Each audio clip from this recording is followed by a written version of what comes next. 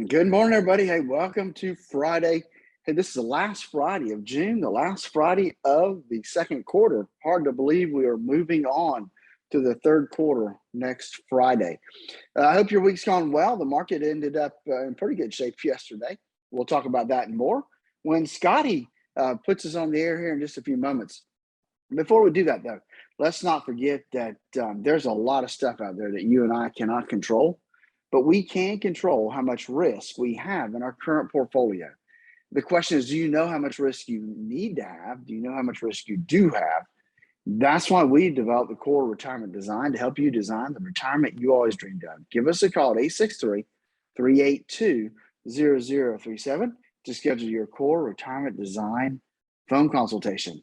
Hey, with that, we've got Scotty coming up next. 105.7 Highlands Light FM. It's 8:38. Time to take our daily ride to Statler Financial Services in Sebring and see what Phillip is up to today. How are you, Phillip?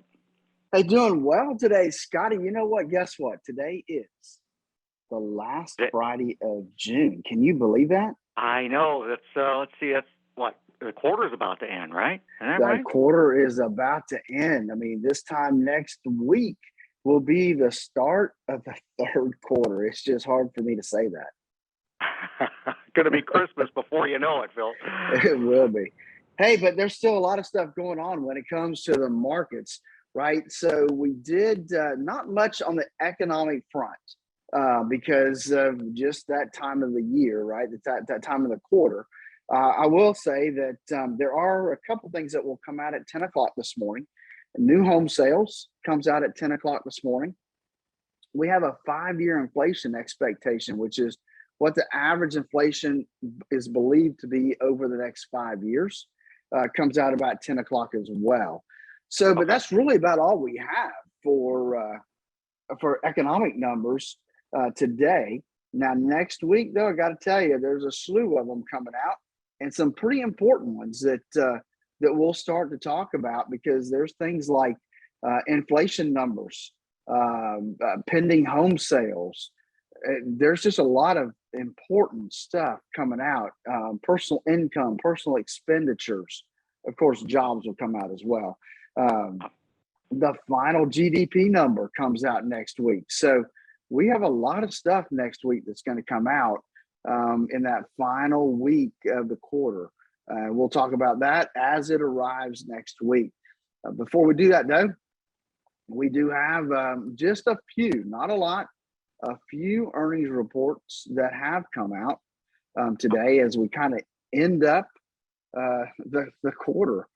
We've got the likes of CarMax, and CarMax, they're an automobile retailer. They did beat on the quarter with their earnings by about 7 cents a share, came in at $1.56. Revenue beat forecast. They are having some challenging times, though, in the used vehicle market. It's hard to find good used vehicles and to be able to turn around and sell them at a profit, right? I mean, it's a tough market right now. Sure. But we are seeing CarMax was trading up a little earlier this morning. Let's see if I can get a fresh number for us right now. It's up about 0.25% right now from where it closed yesterday. And yesterday it had a good day. It was up 2.25%. So not bad there. The other earnings report we had today was FedEx. FedEx had a good quarter. I mean, they beat by a penny a share, made $6.87, which is a pretty good number.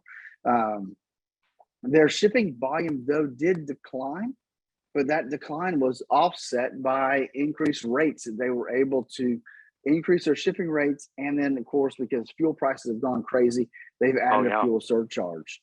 So that's helped them this quarter.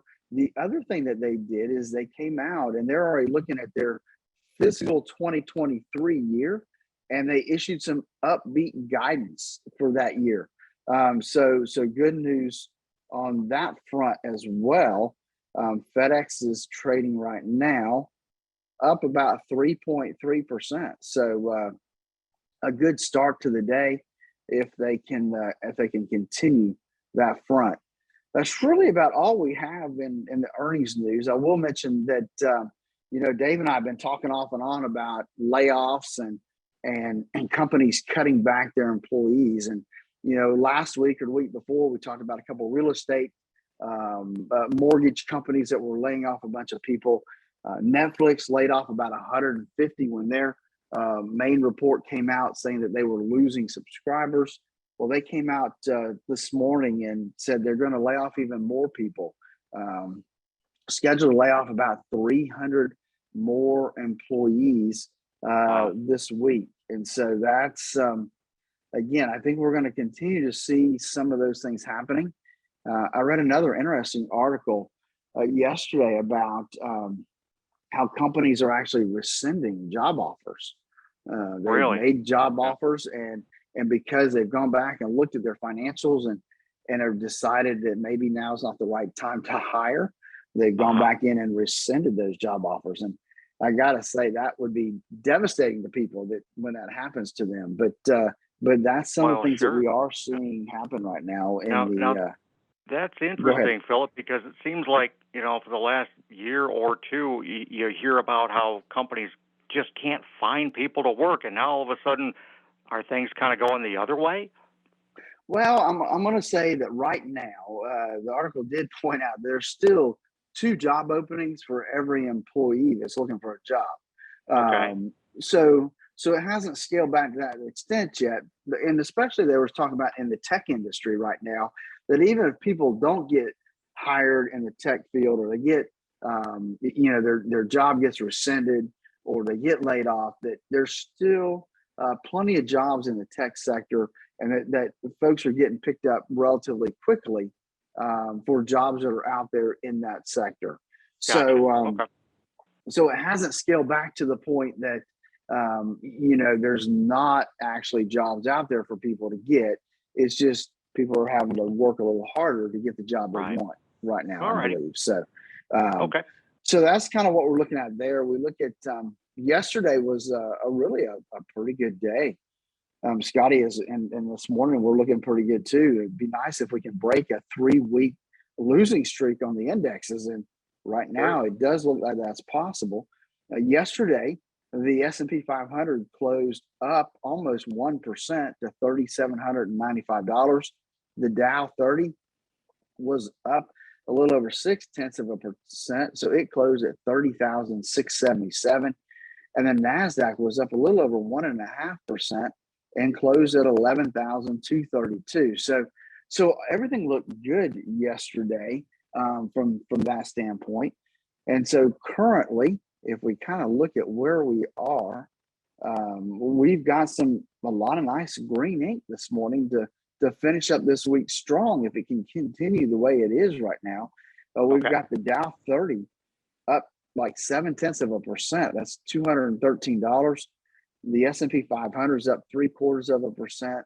The NASDAQ 100 is up 0.75%. So everything's really looking pretty good on the index front this morning, and so we like to see that as we start out the day. The commodities front, not quite so good this morning. We've got silver is still retreating, down 1%, down below $21. It's at $20.83 right now an ounce. And then gold is down about 0.25%, still above 18, but it's trying to move its way south a little bit more. Now, crude oil is taking a big jump this morning. Scotty, up 2.25%, up substantially from where it was yesterday. This time up to $106.62 a barrel. So a lot of movement there. I like the direction it was going earlier this week, but hey, we don't always get what we want. On the that's right. When it comes to that stuff, but so on the foreign exchanges, let's just kind of update that. I haven't really talked about that much this week. The Asian market is all positive this morning. It's ranging anywhere from the Shanghai index being up about 0.9% to a couple of the Asian. Well, the Hang Seng is up 2% this morning. So it's it's not really morning there, but it's moving in the right direction. If we look at the European markets, we see everything from being up about 0.8% to being up almost 2%. So things are looking good on that front as well. And so, I mean, I'm looking at that things are pretty rosy this morning, Scotty. Okay. Hey, that's a great way to start your Friday off there, Phil. Good. It is, isn't it? And so, hey, let's don't forget to let everybody know, though, that the weekend is coming. And we do have the Statler Financial Radio Show. It's Saturday from 6 a.m. and then again at noon. And then Sunday morning, you catch us at 10 a.m. on Highlands News Talk 730 and 95.3 FM. And then don't forget about our core retirement design, where we help people design the retirement they always dreamed of. Allows us to make sure that the amount of risk you have really and truly matches up with the risk you need to have in your current portfolio. To schedule your core retirement design, just give us a call at 863-382-0037. And with that, Scotty, I hope you have a great weekend. You too, my friend. We'll do it all again next week. Thank you, Phillip. All right, buddy. Have a great day. Yep.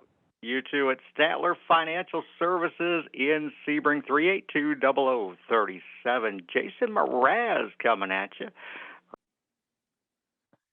Hey, folks, I hope this week has been a good week for you. It's definitely, so far, been a good week on Wall Street for a change, as it looks like there's a possibility we could break a 3-week losing streak. I hope you have a great weekend, and join us again on Monday, same time, same place. Until then, have a great day. Bye now.